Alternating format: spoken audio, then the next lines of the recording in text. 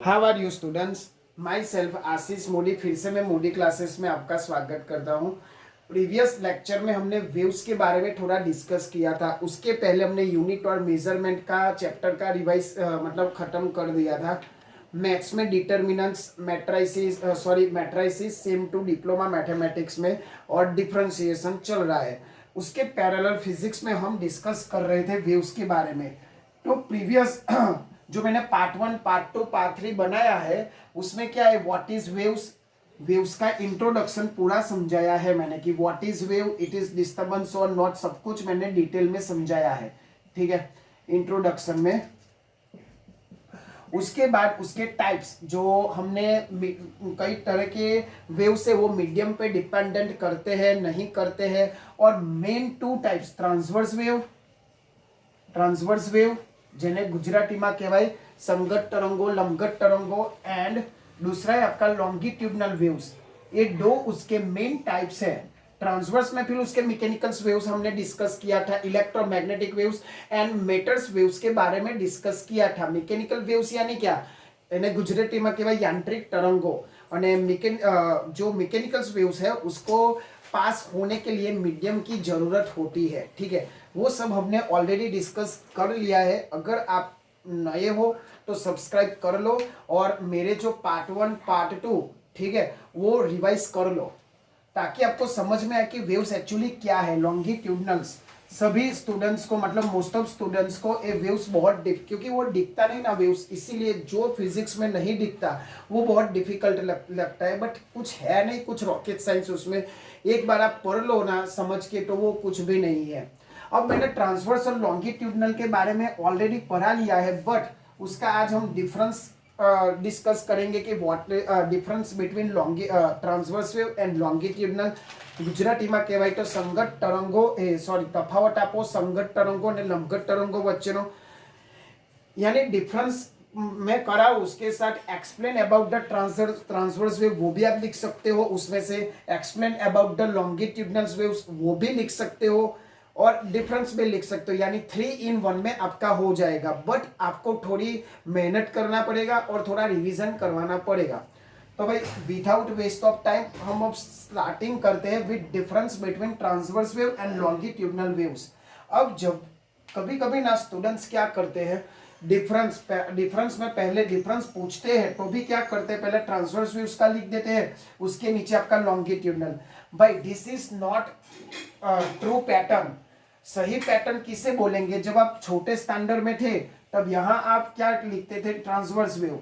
ठीक है, और बीच में आप लाइन ड्रॉ करते थे और उस अदर दूसरा लॉन्गिट्यूडनल्स। बस ऐसे ही करना है। This is the main perfect method for writing the difference of the any two terminology. ऐसा नहीं कि ओनली ट्रांसवर्स एंड लॉन्गिट्यूडनल में, ऐसा जब भी आपको एग्जाम में डिफरेंस दिखे any other terminology, then only write this type of the method, not any other की लाइक पैराग्राफ वाइज।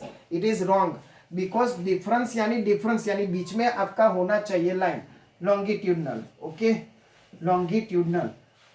तो ये है आपका डिफरेंस। अब मैंने ऑलरेडी समझा दिया है कि व्हाट इज ट्रांसवर्स वेव्स, फिर से रिवाइज आपका हो जाएगा और डिफरेंस भी हो जाएगा। ठीक है, अब transverse wave and longitudinal waves, तो उसकी डायरेक्शन कैसी है और उसकी डायरेक्शन कैसी है वो तो पहले वही लॉन्गिट्यूडनल यानी उसके नाम से ही पता चल जाता है। और ट्रांसवर्स वेव यानी उसमें दो क्रेस्ट थ्रू, यानी गुजराती में शू कहेवाय, श्रृंग અને गर्त आवे। इंग्लिश में शू आवशे, crest. Crest and TROUGH, the spelling याद रखना भाई। ठीक है, कि ट्रांसवर्स वेव्स में क्या आएगा, transverse wave produce crest and थ्रब।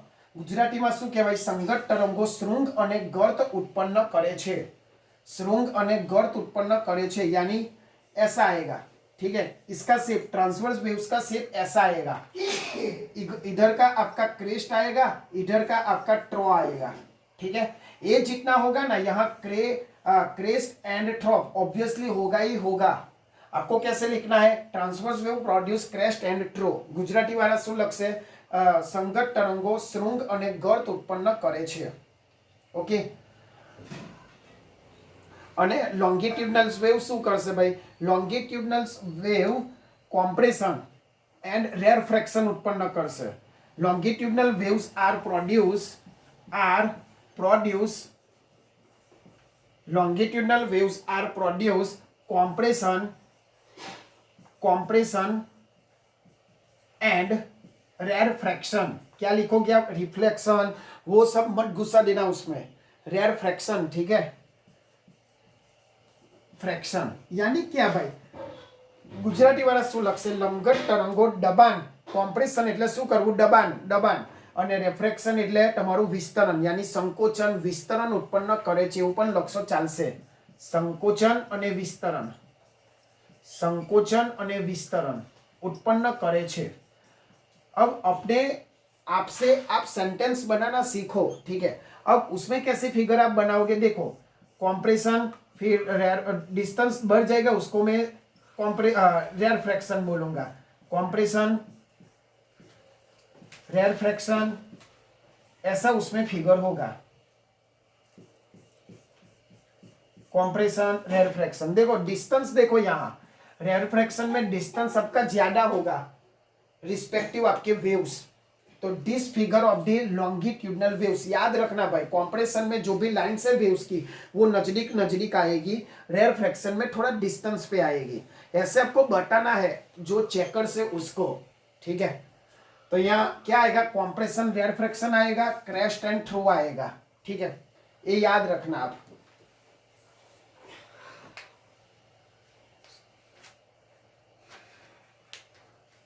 चलो, उसके बाद सेकंड पॉइंट में लिख रहा हूं कि ट्रांसवर्स वेव्स में क्या होगा कि आपको देखो, ये हुआ आपका पहला पॉइंट.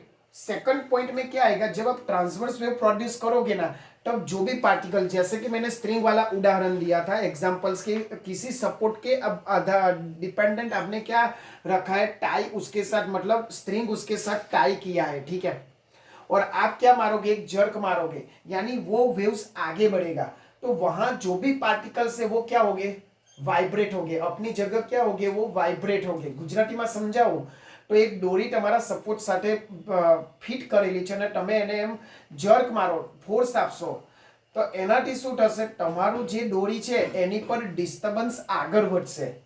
डोरी नहीं आगळ वधती, डोरी में रहेला कणो पण नहीं आगळ वधता, पण शुं आगळ वधे छे? डिस्टर्बन्स. मैं जे डिस्टर्बन्स उत्पन्न कर्युं ए आगळ वधे छे.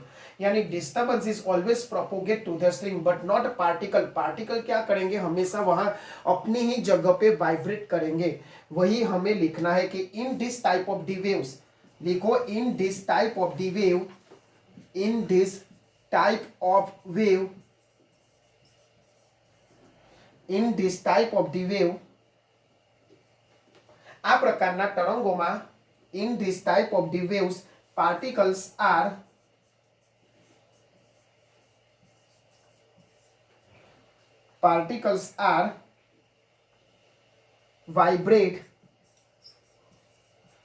vibrate in a perpendicular direction.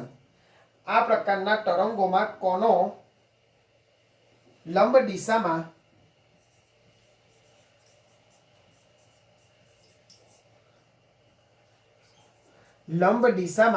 ध्रुजारी करे छे, ध्रुजारी उद्भवे छे. ध्रुजारी उद्भवे छे.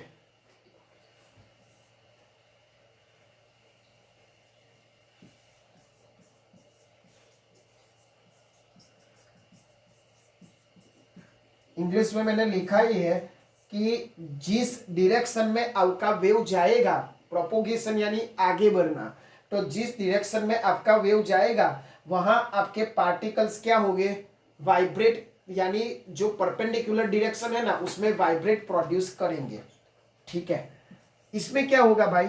वो देखो, in this type of the waves, आ प्रकारना तरंगोमां, ए तो सेम टू सेम लखी देवानुं कि in this type of the waves, आ प्रकारना तरंगोमां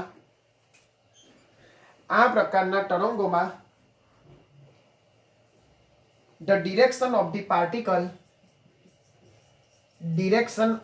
पार्टिकल, कणोनी दिशा, डायरेक्शन ऑफ द पार्टिकल्स, कणोनी दिशा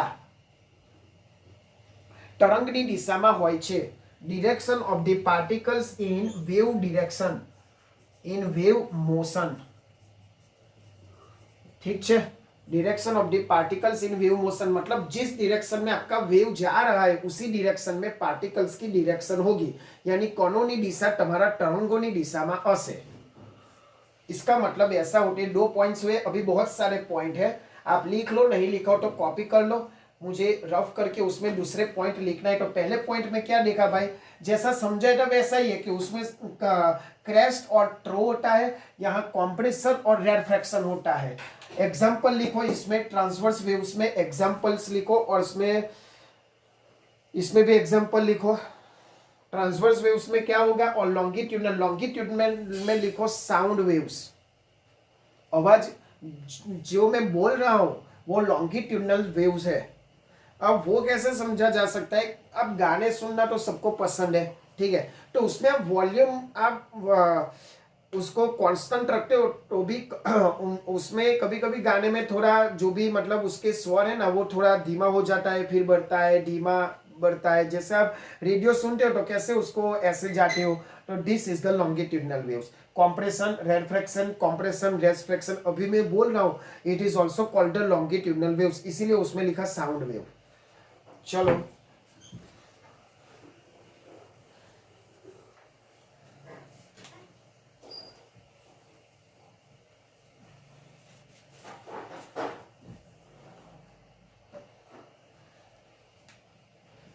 ट्रांसवर्स वेव,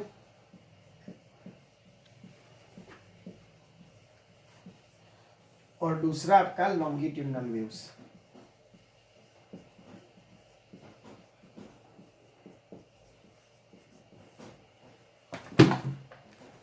ठीक है, मतलब मैंने समझाया वो लॉन्गिट्यूडनल्स में क्या होगा, आपका साउंड वेव होगा, ठीक है।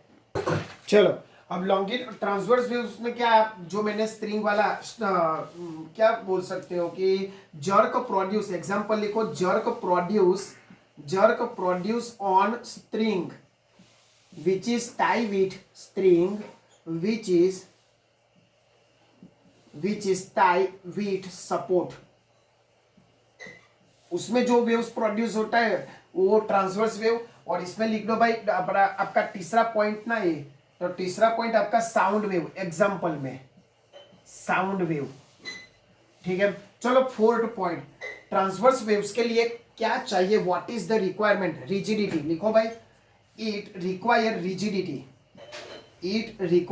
रिजिडिटी, यानी वो किस में प्रोड्यूस हो सकते हैं, जो मजबूत सरफेस होती है ना, जैसे मैंने स्ट्रिंग को सपोर्ट के साथ टाई किया, तो this is the rigidity, it is required rigidity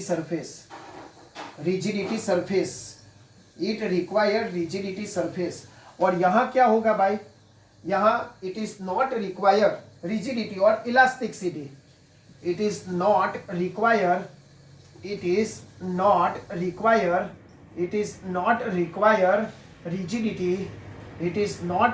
rigidity, और दूसरा आप ऐसा भी बोल सकते हो elasticity.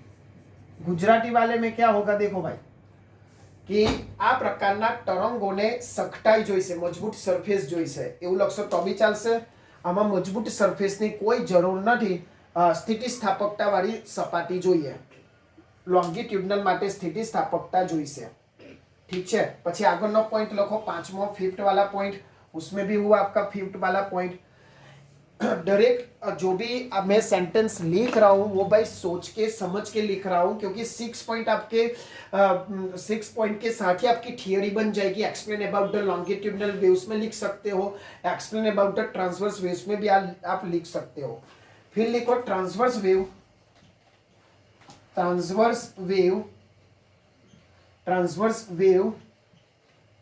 Can transmitted through solid, उसको ट्रांसमिटेड होने के लिए कैसी, मैंने यही लिखा भाई रिजिडिटी किस में होती है, सॉलिड में, तो मैंने वही घुमा के लिखा, ठीक है, ताकि आपका एक पॉइंट बढ़ जाए। Transmitted only solid, can transmitted only through solid. और एक इसमें गुजराती में शू कहवाय, આ પ્રકારના તરંગો શામાં પસાર થાય છે? ઘન પદાર્થમાં પસાર થાય છે. इसमें क्या होगा भाई? longitudinal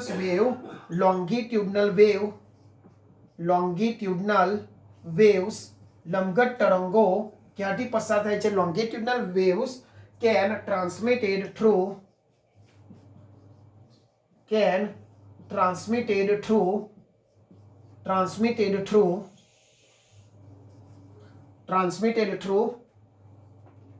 liquid and gas, यानी प्रवाही અને वायु माठी पसार થાય છે. साउंड वेव में जो बोल रहा हूं आप सुन पा रहे हैं, एयर आई बीच में, तो this is the one type of the gas. तो थ्रू लिक्विड एंड गैस, ठीक है, लिक्विड एंड गैस. अब आगे भी पॉइंट करना है तो कोई दिक्कत नहीं, आप में दिमाग होना चाहिए कि transmitted wave can not transmitted through liquid and gas. वो भी बना सकते हो, बनाओ. तो खाली ओनली क्या करना है? Transverse wave can transmitted only transverse wave can not, यहां आपको ऐड करना है can not same to same transmitted through liquid and solid.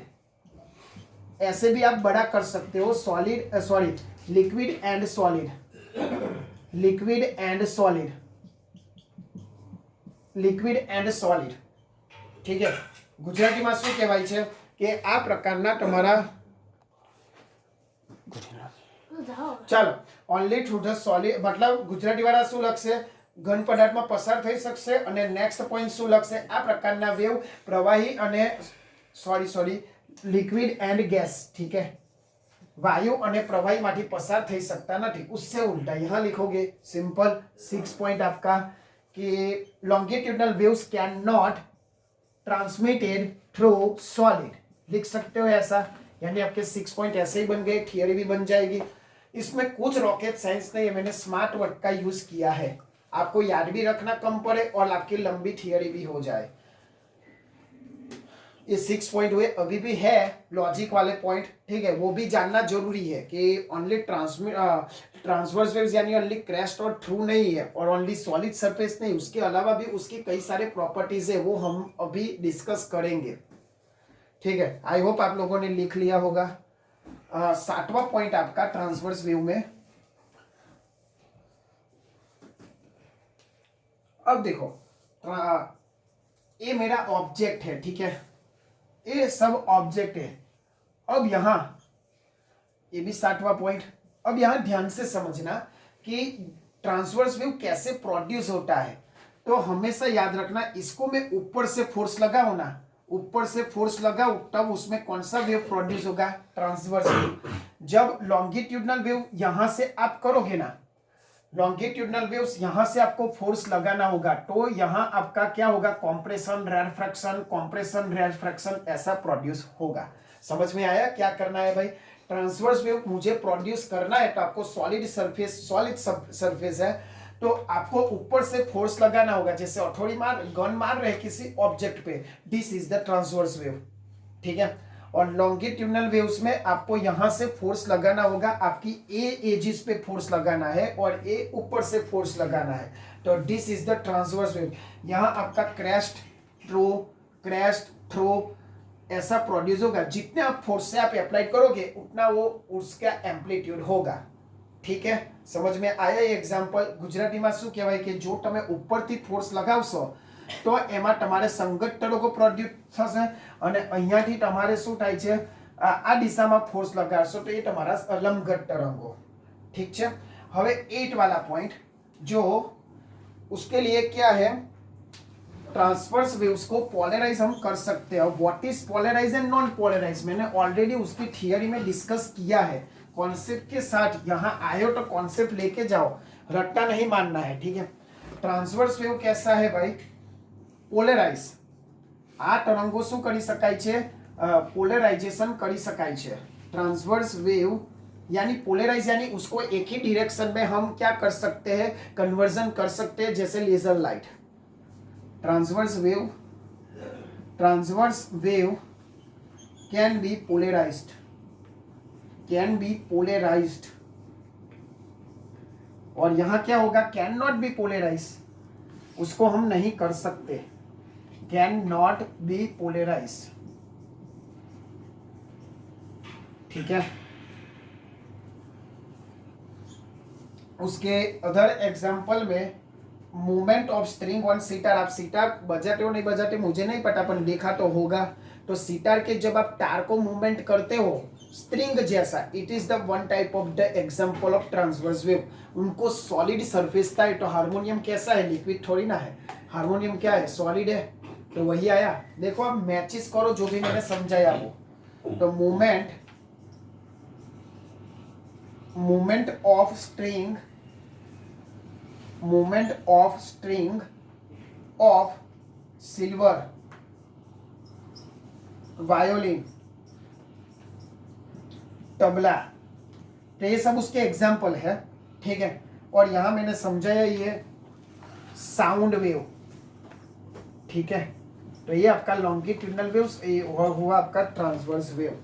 तो ये वो आपका इंपोर्टेंस 3 या 4 मार्क्स में पूछ सकते हैं। देखो भाई मैंने 9 जैसे पॉइंट लिखाए हैं, तो आप उसी से थियरी भी लिख सकते हो। ओनली पूछे तो व्हाट इज लॉन्ग, मतलब explain about the longitudinal waves, सब मैंने जो पॉइंट लिखाया उसको आप एक साथ पैराग्राफ में पॉइंट वाइज लिख दो, यानी आपकी थियरी बन जाएगी। अगर ये पूछे ट्रांसवर्स वेव्स के बारे में तो भी आपकी थियरी बन जाएगी, डिफरेंस पूछे तो भी आपके लिख सकते हो। तो मतलब अच्छा सा एक टॉपिक है, कोई रॉकेट साइंस नहीं है, ओनली अपना दिमाग थोड़ा चलाना है, बाकी आपका क्वेश्चन रेडी है। तो एक बार आप रिवाइज कर लो इसको, ताकि हम क्या आगे एक बार मतलब सारे पॉइंट एक बार पढ़ लो, किसी भी पॉइंट में दिक्कत है कमेंट में लिख सकते हो। ठीक है, तो 2 मिनट आपको देता हूं, आप सारा पॉइंट रिवाइज कर लो। चलो, तो ये हुआ आपका 9 पॉइंट आपके डिफरेंस का। ठीक है, तो इसको रिवाइज करो। अभी हमारा नेक्स्ट टॉपिक होगा कौन सा, सभी टर्मिनोलॉजी जिसमें एम्पलीट्यूड, फ्रीक्वेंसी, वेवलेंथ, कई सारे चीजें हैं जो यूनिट के साथ आपको क्या करना है, सीखना है। तो यहां तक पहले आप रिवाइज करो, तभी ये सब आएगा। एम्पलीट्यूड, वेवलेंथ किसे बोलते हैं, ठीक है, क्रेस्ट और थ्रोट आपको समझ में आ ही गया होगा, कॉम्प्रेशन, रिफ्रैक्शन भी आ गया होगा। तो आई रिक्वेस्ट यू, यहां तक जो भी मैंने कराया वो आप एक बार क्या कर लो, रिवाइज कर लो।